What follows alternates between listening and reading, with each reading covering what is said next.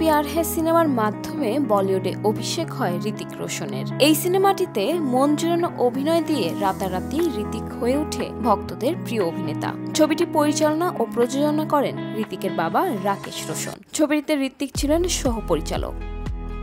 2000 সালে মুক্তি পাওয়া ছবিটির সাফল্যের নেপথ্যে রয়েছে রাকেশ রোশনের ত্যাগ, বুদ্ধি ও প্রতিভা। ছবিটির শুটিং শুরু হওয়ার আগে সামনে আসে নানা প্রতিবন্ধকতা। ছবিটিতে ঋতিকের বিপরীতে কারিনা কাপুরের অভিনয় করার কথা থাকলেও শুটিং শুরু হওয়ার 3 দিন আগে তিনি ছবিটি থেকে সরে আসেন, যা নিয়ে পুরো টিম চিন্তিত হয়ে পড়েন। তবে আত্মবিশ্বাসী রাকেশ 3 দিনের মধ্যে আমিশা পাটেলের মতো দক্ষ অভিনেত্রীকে খুঁজে বের করেন ছবির জন্য। শুটিং শুরু করার জন্য সব ধরনের ব্যবস্থাও করে ফেলেন, এমনকি বাড়ি বন্ধক রেখে রাকেশ ছবিটির অর্থের যোগান দেন।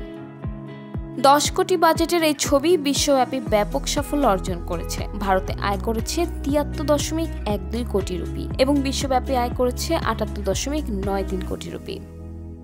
কাহো না প্যার হ্যায় মূলত রোহিত ও সোনিয়ার প্রেমের গল্পকে ঘিরে, যা থ্রিলারের রূপ নেয়। যারা প্রেমে পড়ে কিন্তু রোহিতকে খুন করার পর ট্র্যাজেডির মাধ্যমে আলাদা হয়ে যায়। এছাড়া এখানে অভিনয় করেছেন অনুপ খের, দলীপ তাহেল সহ আরও অনেকে। কাহো না প্যার হ্যায় সিনেমার সফলতার পর একের পর এক হিট মুভি দিয়ে প্রায় 2 দশকেরও বেশি সময় ধরে বলিউডের শীর্ষ তারকাদের একজন হয়ে ওঠেন ঋতিক রোশন।